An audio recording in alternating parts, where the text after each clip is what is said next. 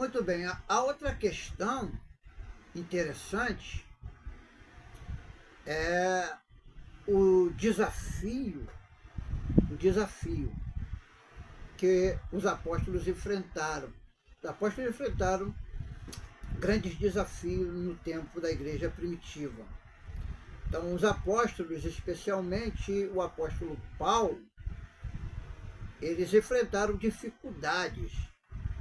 Então, é sempre importante a gente ver que desde aquele início, para poder chegar ao denominador, houve dificuldades para esclarecer esses limites aos cristãos primitivos. Então, houve por parte dos judaizantes, daqueles que praticavam a lei, uma resistência.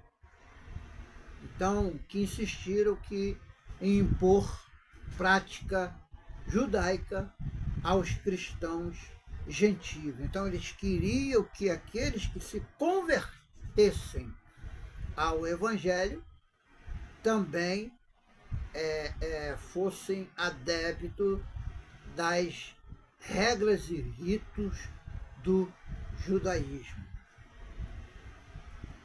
Bem, nós vamos para o nosso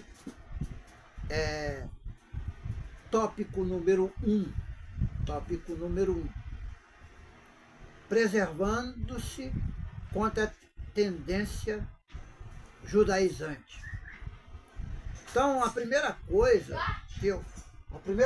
que eu quero que vocês entendam é que eles, subindo outra vez a Jerusalém, isso 14 anos depois da sua conversão a Cristo, o apóstolo Paulo, pela segunda vez, ele sobe a Jerusalém. Essa segunda visita foi por uma revelação, conforme lemos em Atos 11, versículo 27 até o 30. Não sendo uma convocação pelos apóstolos para a prestação de contas. Não podemos nós confundir essa visita de Paulo com a sua ida ao Concílio de Jerusalém, registrado em Atos capítulo 15. Então, refere-se que a epístola aos Gálatas foi escrita antes do referido concílio, pois não há menção dele na carta, visto que o concílio tratou do mesmo assunto. Somando os anos mencionados em Gálatas, podemos afirmar que essa visita aconteceu antes da sua primeira viagem missionária. Então, isso aqui é uma coisa importante. Então, Paulo, ele sobe a Jerusalém pela segunda vez. Isso 14 anos após a sua conversão. Então, o contexto aqui do propósito. Qual foi o motivo dessa viagem de Paulo a Jerusalém? Então, primeiro, qual foi a motivação da sua viagem? Paulo foi a Jerusalém por uma revelação, conforme lemos em Gálatas 2, versículo 2, mostrando que não foi por iniciativa própria, mas orientada por Deus. Segundo, o propósito foi confirmado porque o evangelho que ele pregava entre os gentios, confirmando sua mensagem, que a sua mensagem estava homologada com os apóstolos em Jerusalém. Isso demonstra que Paulo pregava aos gentios, mas tudo o que ele fazia, os apóstolos sabiam, os apóstolos haviam aprovado. Então, Paulo, ele leva companheiros, ele leva Barnabé, que era um judeu, e isso aí não era problema algum, porque Barnabé poderia literalmente estar naquele concílio por ele ser judeu, mas também leva outro colaborador por nome Tito, que não era um judeu, era um grego, era um gentio. Então ele era um cristão que não era circuncidado, não era judeu de origem. Então a presença de Tito naquela reunião com os apóstolos e com a igreja em Jerusalém vai demonstrar que Paulo tem uma estratégia para demonstrar que a circuncisão não era necessária para a questão da salvação. Então, nós não podemos também agora confundir, conforme nós lemos aqui no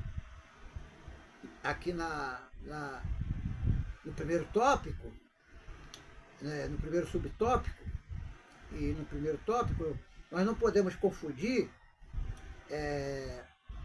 essa reunião com os apóstolos com a questão do concílio de Jerusalém de Atos 15. Então essa visita não deve ser confundida com aquele concílio.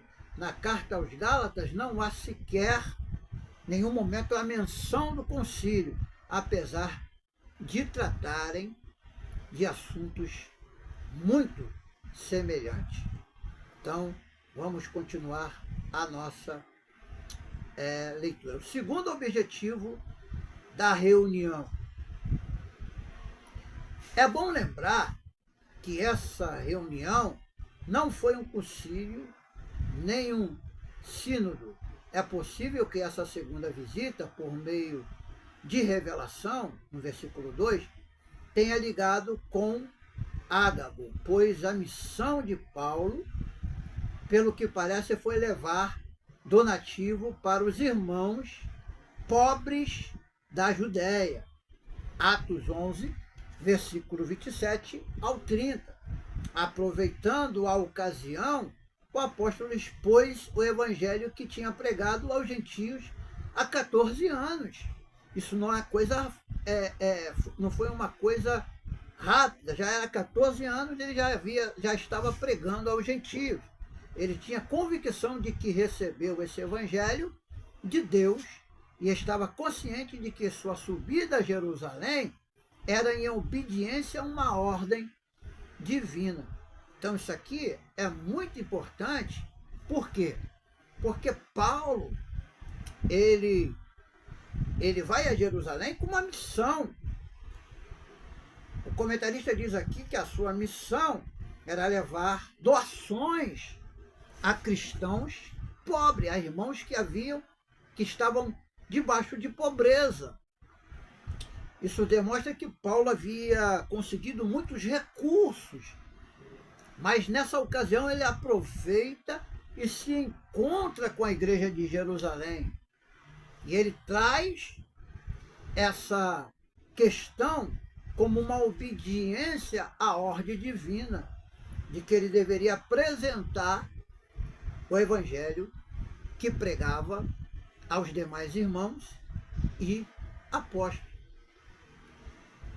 Terceiro, Tito e a circuncisão. Então, Barnabé, como eu disse, era judeu. Então, o seu nome aparece 3 vezes neste capítulo. Sua presença na reunião em Jerusalém não seria um problema, porque ele era judeu. Tito, no entanto, sendo grego, foi um risco que Paulo correu, mas não foi uma provocação introduzir um incircunciso no seio dos judeus. Aí vem a questão, os judaizantes queriam que Tito fosse circuncidado. Encontrados no Novo Testamento a compreensão e a tolerância de Paulo com os fracos na fé, a ponto de circuncidar Timóteo, mas ele era judeu, pois sua mãe era judia. Atos 16:3. No entanto, nessa reunião em Jerusalém, onde expôs o evangelho que pregava aos gentios, ele não cedeu nem um pouco, nem por uma hora. Isso por duas razões. Tito era grego e porque estava em jogo a verdade do evangelho e o futuro do próprio cristianismo. Então isso aqui é muito importante. Muito importante. Então, é bom enfatizar que Tito, ele era um grego. Ele tinha uma origem gentílica. Então, ele não era circuncidado, conforme os judeus queriam que ele fosse, o que gerou uma certa tensão entre os cristãos judaizantes. Então, Paulo ele corre aqui um risco calculado.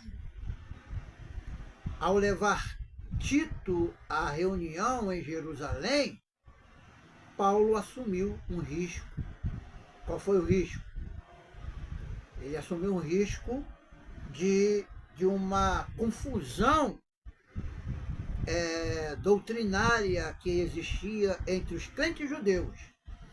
Não foi uma provocação, mas para defender a liberdade em Cristo e a demonstração de que a salvação não depende de prática judaica. Então isso aqui é muito importante. Nós não somos salvos pelas práticas e os ritos judaicos. Embora nossa origem, a origem do cristianismo seja lá em Jerusalém, no meio dos judeus, nós não temos essas práticas porque somos livres pela graça de Cristo Jesus. Então Paulo ele tem aqui uma posição firme. Ele não cede. Ele tenha cedido por Timóteo, mas Timóteo era um judeu. Ele tinha uma mãe judia. Paulo não cede nem uma hora. Você pode ler aqui no versículo 5 de Gálatas. Vamos ler? Gálatas 5.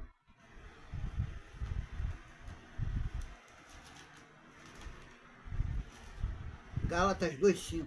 Perdão, Gálatas 2:5. Diz assim: aos quais nem ainda por uma hora cedemos com sujeição, para que a verdade do Evangelho permanecesse entre vós. Então Paulo fala que a verdade do Evangelho deveria prevalecer. O propósito real do Evangelho, que é alcançar vidas universal, deveria continuar e prevalecer. Então, quais eram as razões da resistência ali? Então, como nós dissemos, Tito era grego. Então, Paulo disse, por ele ser grego, a sua circuncisão, logicamente, iria invalidar a mensagem de liberdade em Cristo para os gentios. Então, se Paulo cedesse para que Tito fosse circuncidado, logicamente, a graça de Cristo não teria nenhum valor para os gentios. Os gentios teriam que se tornar praticantes do judaísmo para servir a Cristo. E essa não era e não é a mensagem do Evangelho. A verdade do Evangelho, que se relaciona ao futuro da igreja, não poderia ser compreendida por um retorno às exigências da lei de Moisés.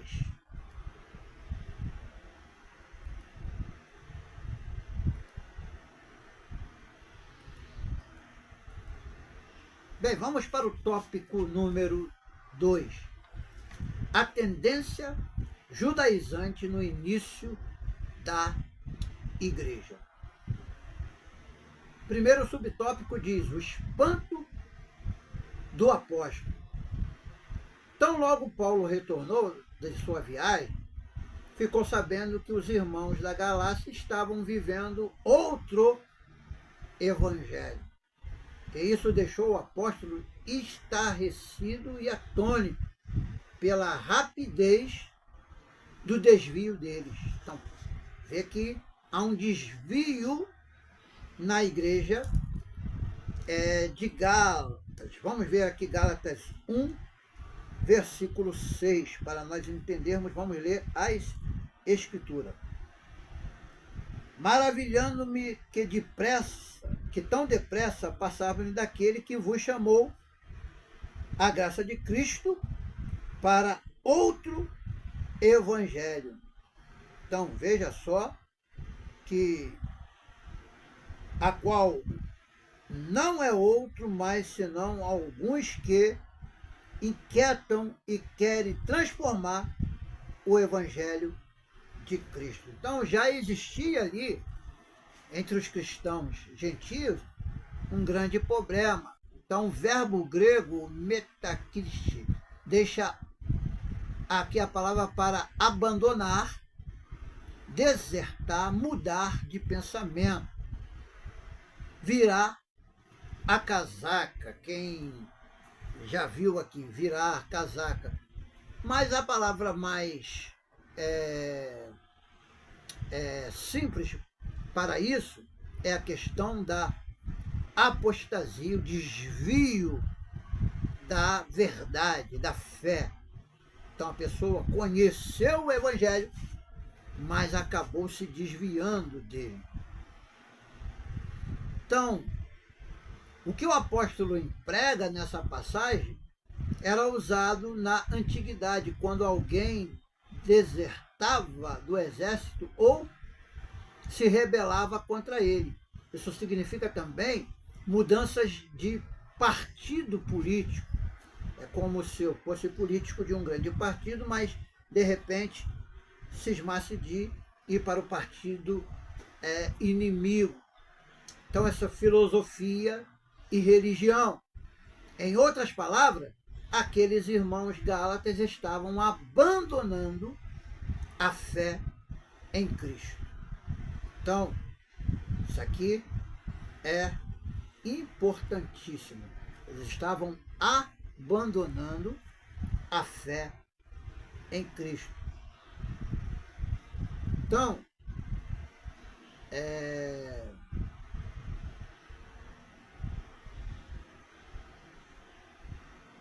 isso aqui é muito interessante. Muito interessante.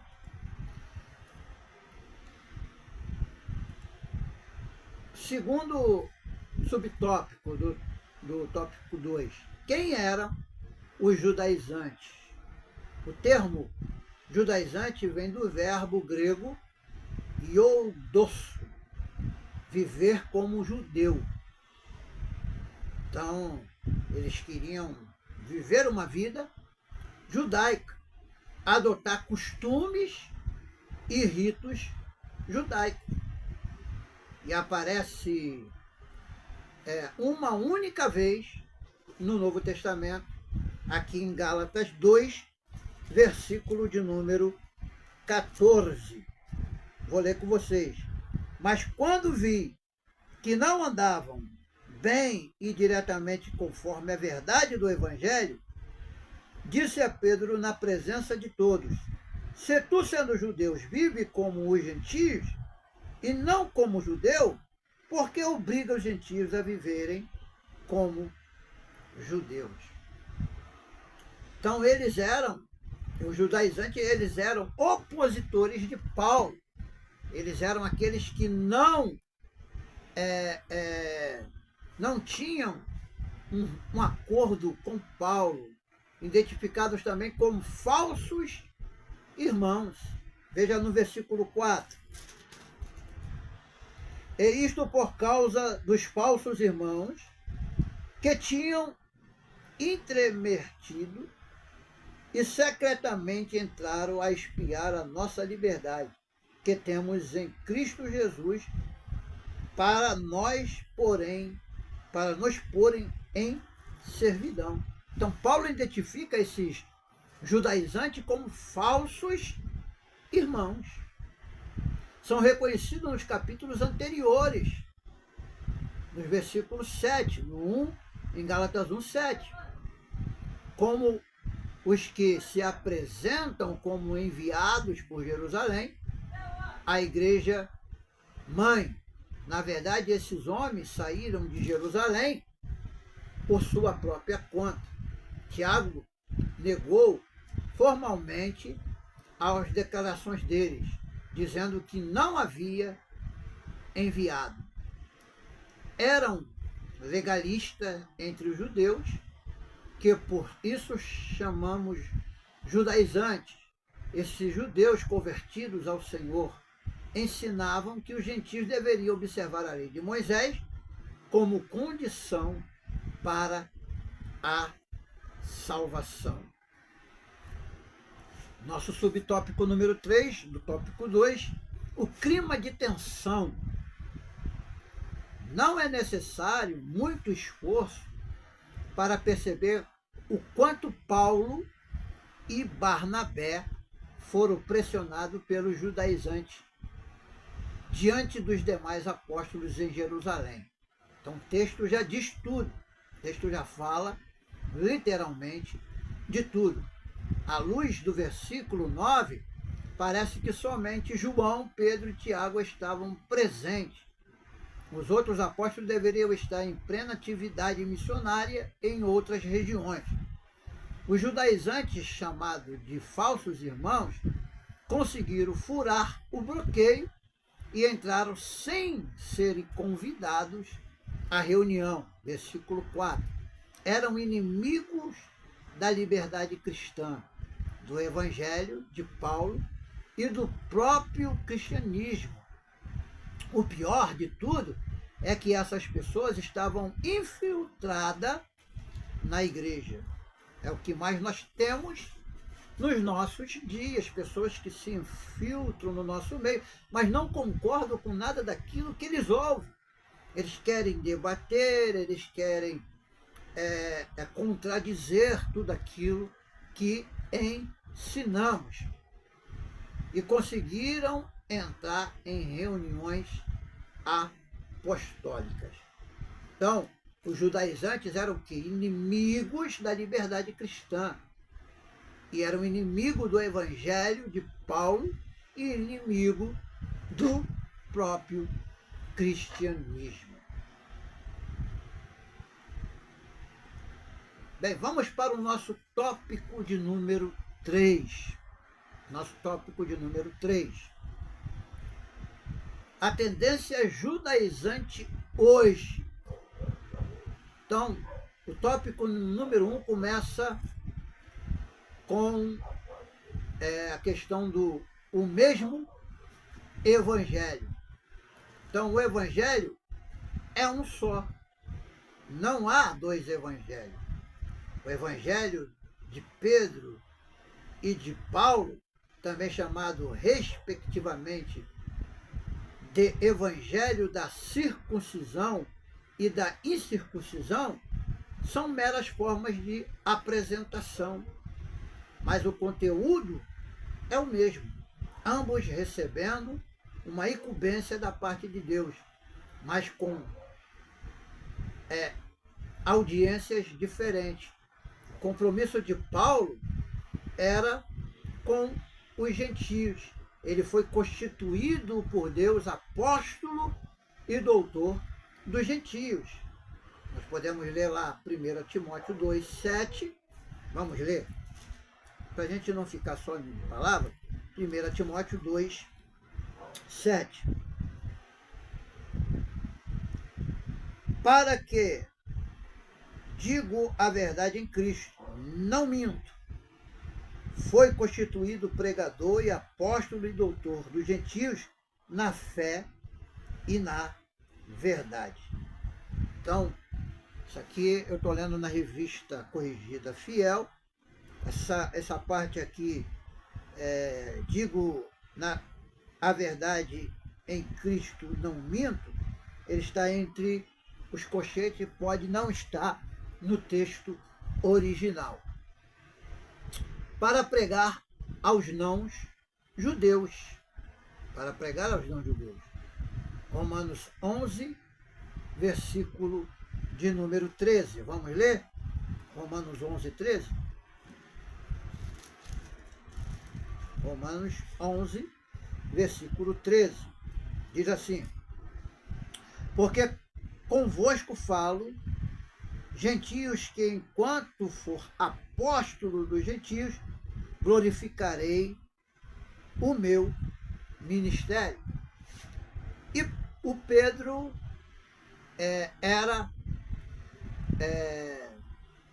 o de Pedro era com os judeus, mas a mensagem do evangelho era a mesma. Então isso aqui é muito importante mesmo. Então, mesmo na era contemporânea, na era atual, existe ainda uma influência judaizante contínua, tendo um desafio para o círculo de alguns grupos cristãos. Então, alguns cristãos tentam reintroduzir prática da lei mosaica, tais como a questão da guarda do sábado, as festas judaicas, as restrições alimentares, como requisito para salvação ou santificação. E isso é um perigo para nós, porque nós não estamos presos a esse tipo de prática. Não estamos presos a esse tipo de prática. Então, nós temos que entender essa questão da confusão que existe entre a questão da lei e da graça. Porque assim como o tempo de Paulo, há uma confusão teológica entre viver sobre a lei de Moisés e viver sobre a graça de Cristo.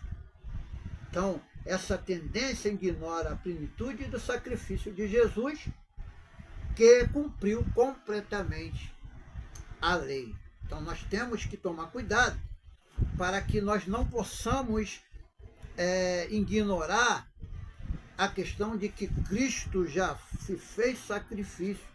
Então, nenhum dos ritos judaicos são necessários para nós nos dias atuais. Então, qual é a implicação doutrinária para isso? Adotar práticas judaizantes pode comprometer a nossa liberdade cristã conquistada por intermédio de Jesus Cristo na cruz do Calvário. Então, se nós queremos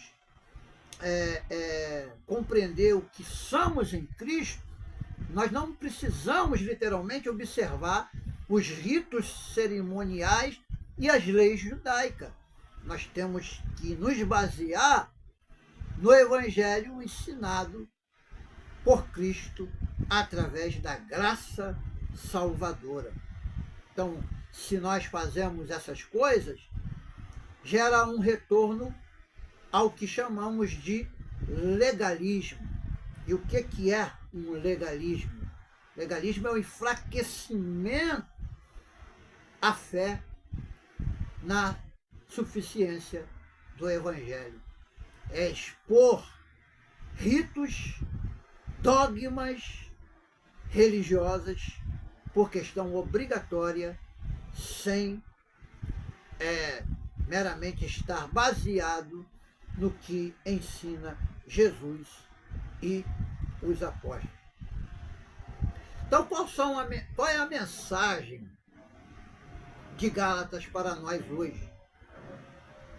A carta aos Gálatas permanece, de uma certa forma, relevante para mim e para você, porque ao alertar cada um de nós sobre qualquer ensino que misture o evangelho da graça de Cristo com as exigências da lei. Paulo lembra a cada um de nós, em Efésios 2:8, que pela graça somos salvos mediante a fé, e isso não vem de vós, é dom de Deus. A outra coisa que eu quero que você preste atenção dentro do que nós estamos estudando é que nós precisamos ter foco na nossa liberdade em Cristo. E eu estou falando liberdade em Cristo, não libertinagem. Você é cristão, você não pode fazer o que você quiser. Você tem que fazer tudo sendo orientado e guiado pelo Espírito Santo e por Cristo.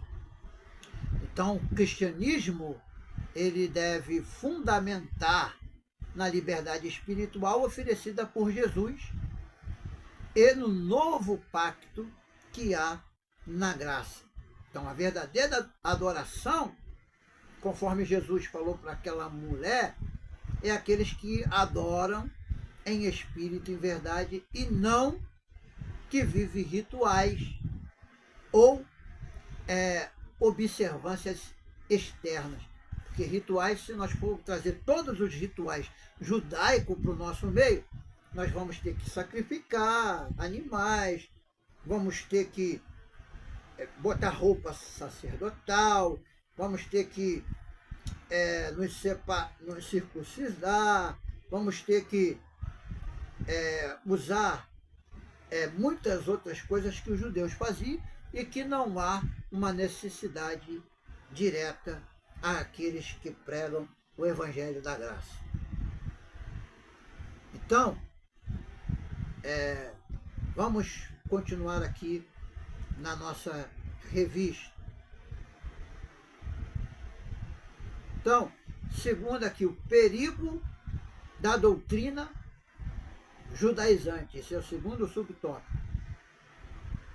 Os apóstolos viam em tudo isso dois problemas. E esses problemas eram sérios.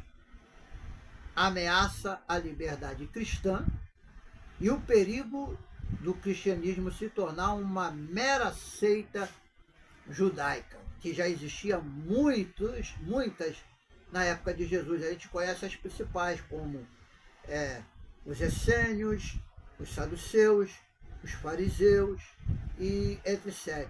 Os escribas. Nós podemos ver que existia já muitas seitas judaizantes e o cristianismo estava correndo o risco de também se tornar uma seita judaica. Os cristãos judaizantes alteravam o cerne do evangelho, pois colocavam a lei como cumprimento da obra que Jesus efetuou no Calvário.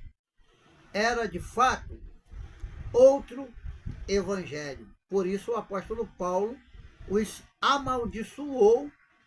Gálatas 1, versículos 8 e 9. Vamos ler lá? O que Paulo fez? Vamos lá, Gálatas 1, versículo 8 e 9. Mas ainda que nós mesmo, ou um anjo do céu, vos anuncie outro evangelho além do que já vos tenho anunciado, seja anátema. A palavra anátema aqui é para maldição. Assim como já vô-lo dissermos, agora de novo também vô-lo digo, se alguém vos anunciar outro evangelho além do que já recebeste, seja anátema, seja amaldiçoado. Então Paulo aqui está pegando pesado em cima dos judeus judaizantes. Na verdade, quem tem o Espírito Santo vive pelo Espírito. Então, contra a tendência judaizante, é preciso aprender a viver na dependência do Espírito e não da lei. lutando contra os vícios da carne e buscando as virtudes do fruto do Espírito.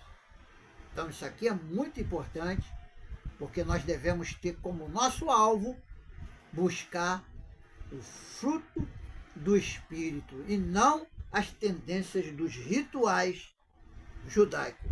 Terceiro subtópico, as práticas judaizantes atuais. Elas são basicamente a guarda do sábado, a observância rigorosa ao kashrut, que é um termo judaico para as leis dietéticas do judaísmo, a liturgia da sinagoga, como o uso do sofá, do trompete ou do chifre, que a gente chama de que é sofá, geralmente feito de chifre de carneiro, o uso do talit, que é aquele manto que alguns apóstolos colocam em suas igrejas aí, esses apóstolos atuais das igrejas neopentecostais aí costumam usar. Eles querem botar essas normas para dizer que estão debaixo de autoridade apostólica, o que não é uma verdade. Isso não é uma verdade. Eles não estão debaixo de autoridade apostólica nenhuma. Eles estão apenas introduzindo alguns costumes dos judeus para o meio cristão, colocando como se fosse uma prática apostólica, até porque eu acredito, literalmente, que o ministério apostólico ele foi muito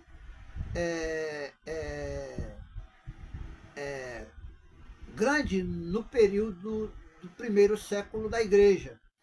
Já no segundo século da igreja, depois da morte de todos os apóstolos, já não existia mais o ministério apostólico. Então, o que é um apóstolo, literalmente? O apóstolo é aquele que foi testemunha viva do ministério de Jesus e que tiveram um ensinamento do próprio Jesus e que foram enviados pelo próprio Jesus. Então, Jesus enviou os 12 apóstolos. Jesus escolheu Paulo para ser apóstolo. Nós não temos em nenhuma outra carta, lá no Apocalipse, chamando os líderes de igreja de apóstolos.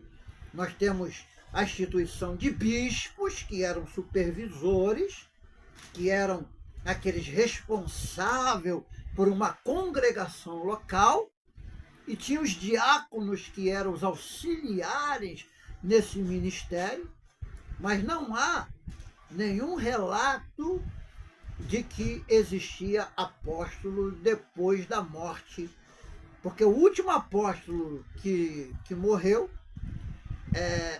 dentro da história foi o apóstolo João. Então, o uso do talit não tem nada a ver com a autoridade apostólica. Então, alguns líderes usam o talit para fazer um ato de consagração de ministério. Então, a gente vê isso muito nas igrejas neopentecostais. Cada um pratica o que acha no coração. Eu não vou debater, não vou desmerecer nenhum deles, porque cada um trabalha da forma que quer. Mas dizer que isso é uma obrigação e uma doutrina apostólica já passa a ser forçar o que está escrito nas Escrituras.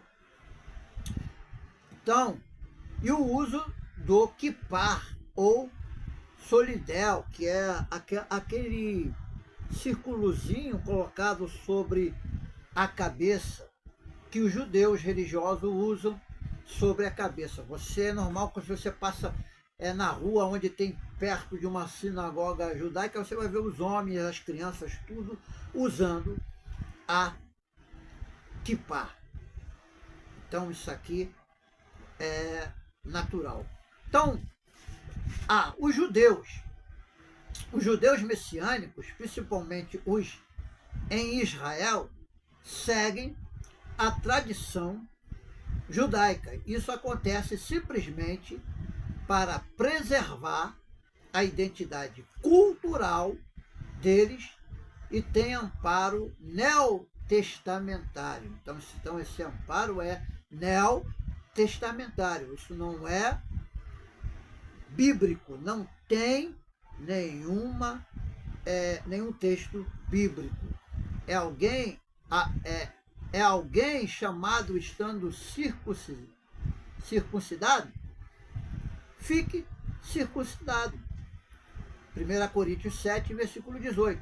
Ou seja, na conversão a Cristo do judeu, ele não precisa mudar a sua tradição e a sua cultura. Ele não precisa. Ele pode continuar usando as suas tradições e a sua cultura.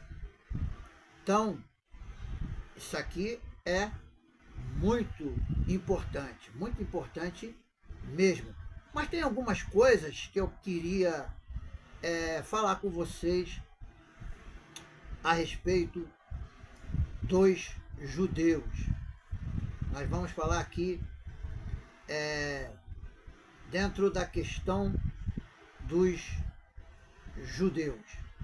Bem, o termo que é chamado aqui judaizante no contexto cristão, ele vai referir a um grupo de pessoas, principalmente lá no primeiro século da igreja,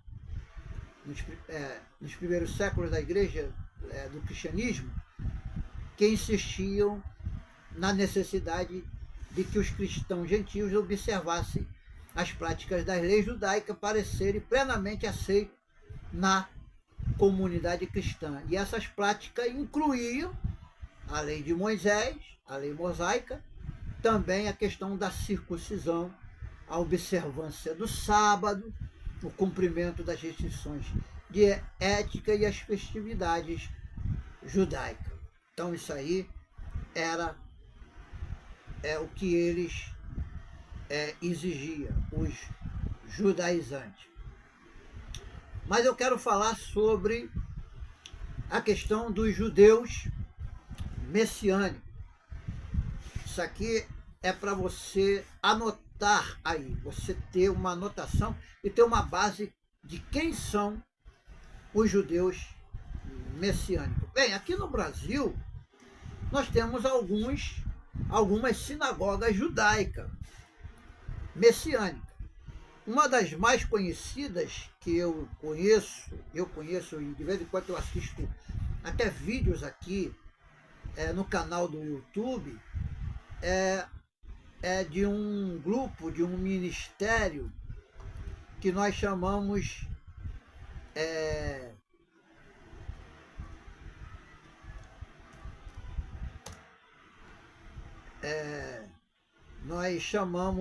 literalmente ministério, deixa eu relembrar aqui para mim não passar para você errado. Tem muitos aqui no Brasil. Eu quero falar dos judeus messiânicos aqui no Brasil. Judeus messiânicos aqui no Brasil. Então aqui no Brasil nós temos os que nós chamamos judeus messiânicos. Por exemplo, um muito conhecido é o Ministério Ensinando de Sião. É uma sinagoga, se não me foge a memória, eles ficam em Belo Horizonte.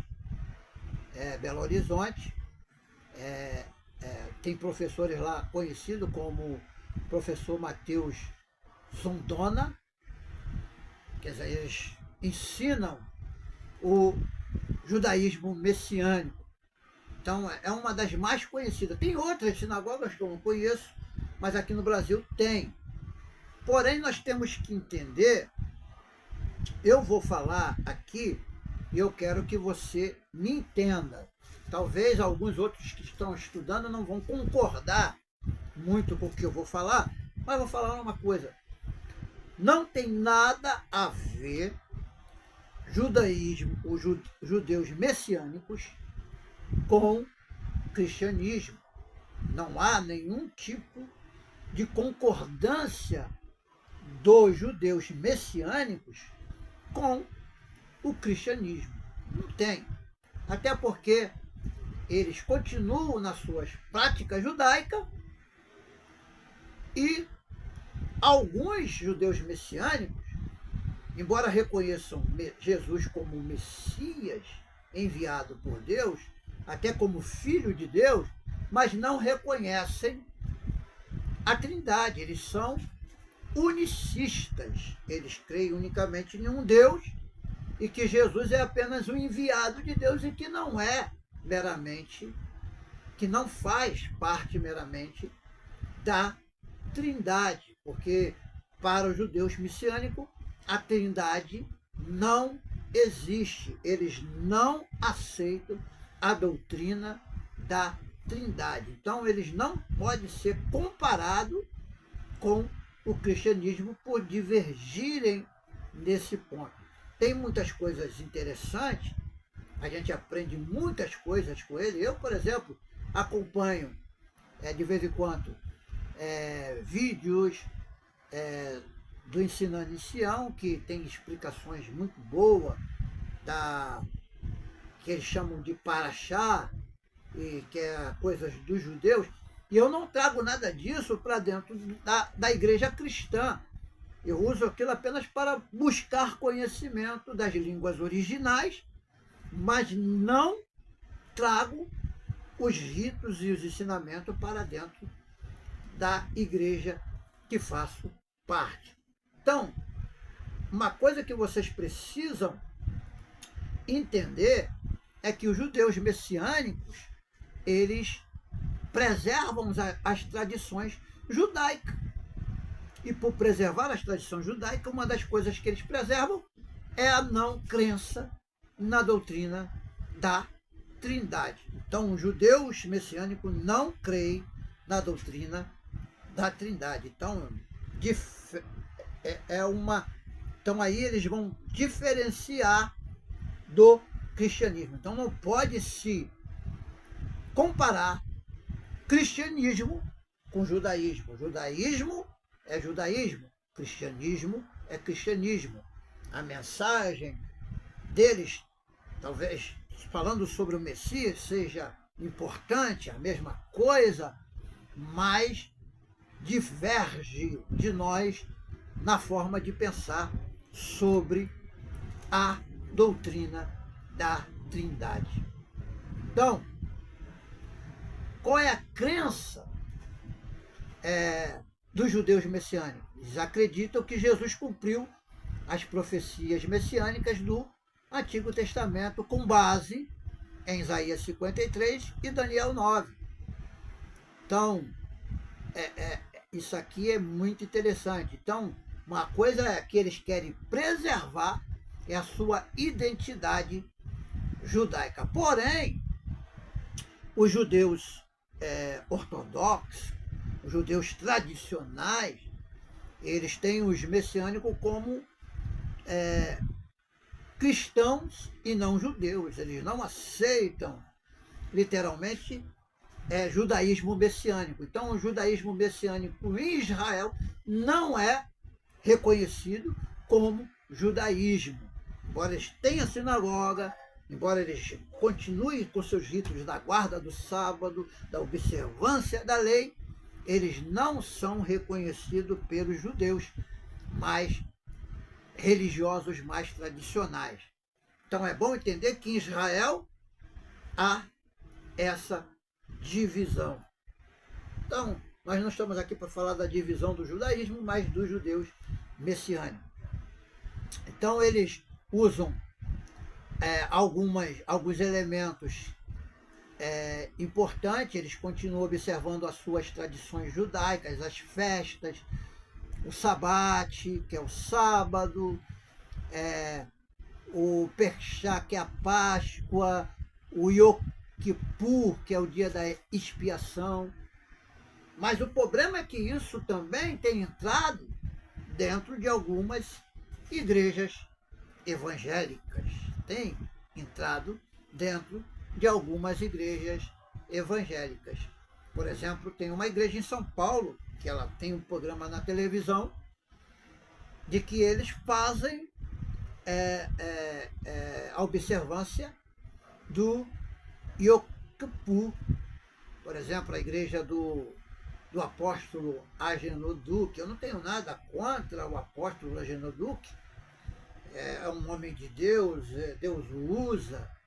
Alguns chamam ele de falso profeta, mas quem sou eu para chamar um pregador do evangelho que está ganhando almas para o reino de Deus de falso profeta? Eu não tenho essa tendência de chamar ninguém de falso profeta. Eu acho que cada um deles tem o seu valor para a mensagem do evangelho de Cristo. Tanto Agenor Duque, como R.R. Soares, como Valdemiro Santiago, como todos esses pastores, o Edir Macedo, eles têm as suas virtudes na pregação do Evangelho, que nós podemos reconhecer. Tem prática que nós não concordamos? Tem. Eu posso não concordar com as práticas deles. Por exemplo, com algumas coisas como botar elementos, vender elementos. Isso eu não concordo, eu não vou concordar nunca com esse tipo de crendice, mas na questão pessoal cristã, de ganhar alma, eles têm tirado muitas pessoas das mãos de Satanás. Então, eu não tenho como chamar esses homens de falsos profetas, apenas que eles usam algumas coisas que não cabem a nós dentro do cristianismo. Mas alguns apologetas os classificam como falsos pastores, mas eu não tenho essa tendência. Eu gosto da palavra, gosto da forma de como Deus tem trabalhado por intermédio desses homens. Então, não é o diabo, é Deus. Deus tem usado eles para libertar pessoas de vício, libertar pessoas de prisões grandes. Então, eles têm contribuído, em certa parte, para o crescimento do reino de Deus, mesmo tendo algumas doutrinas que não condizem com o que nós ensinamos. Então, eu não concordo com os ritos que eles fazem. Posso classificar até alguns ritos como herético, como heresia, ritos perigosos, mas não os classifico como falsos profetas, porque eles pregam sobre o Evangelho, pregam sobre Jesus. Então, adoração cristã com elementos judaicos. Cultos frequentemente incluem liturgias da sinagoga e cânticos hebraicos. Então, tem igrejas que fazem isso. Então, alguns adotam o Novo Testamento como uma continuidade natural da Torá, embora os judeus em si, os judeus mais tradicionais, não reconhecem o Novo Testamento como escritura sagrada. Vamos para a revista.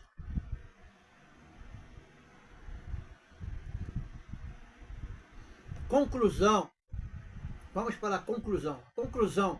O resultado da reunião foi desfavorável aos judaizantes. Só o fato de os apóstolos, sendo judeus, concordarem com a explicação sobre a especificidade de cada grupo dada por Paulo, já apontam o engano desses legalistas sobre a obra salvífica em Cristo. esse resultado serviu tanto aos crentes da Galácia, os Gálatas, como a todos os cristãos, o cristianismo, nesses mais de 20 séculos de história. Assim, a diferença entre judeus messiânicos e os cristãos judaizantes atuais é que os judeus estão preservando uma cultura hereditária do seu povo, e os judaizantes colocando remendo novo em pano velho. Deixa eu só falar um pouquinho sobre esse final da conclusão aqui.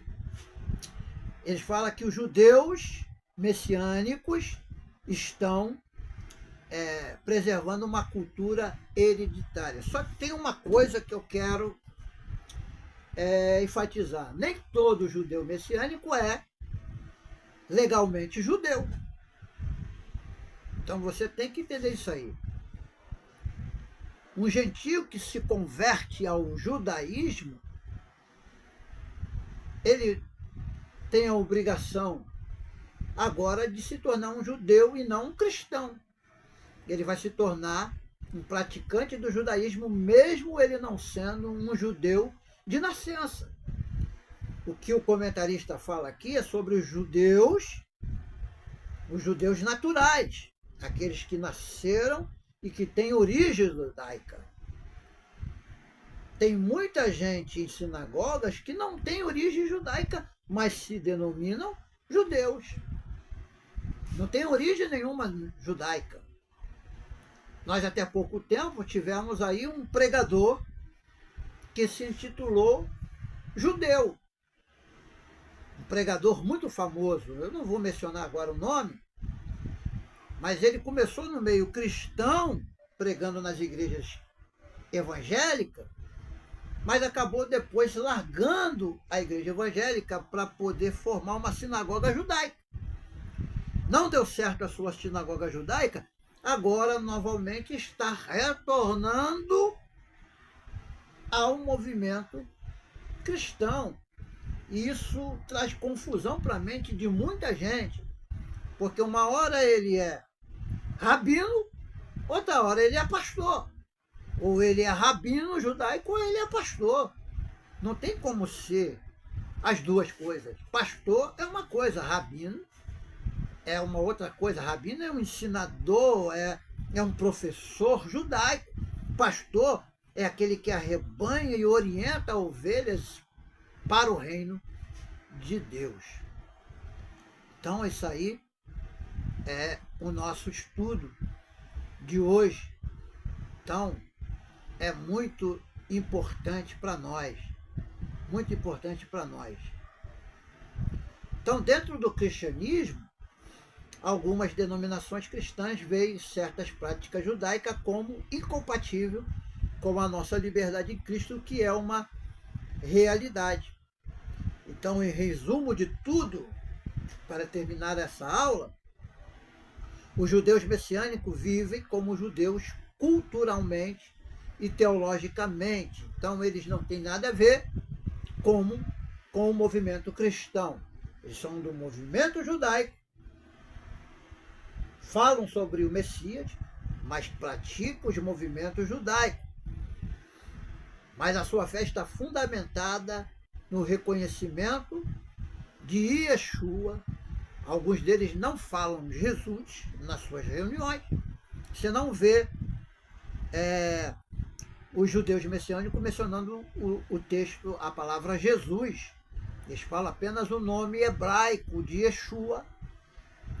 Todas as suas orações são em nome de Yeshua, por causa do problema da tradução.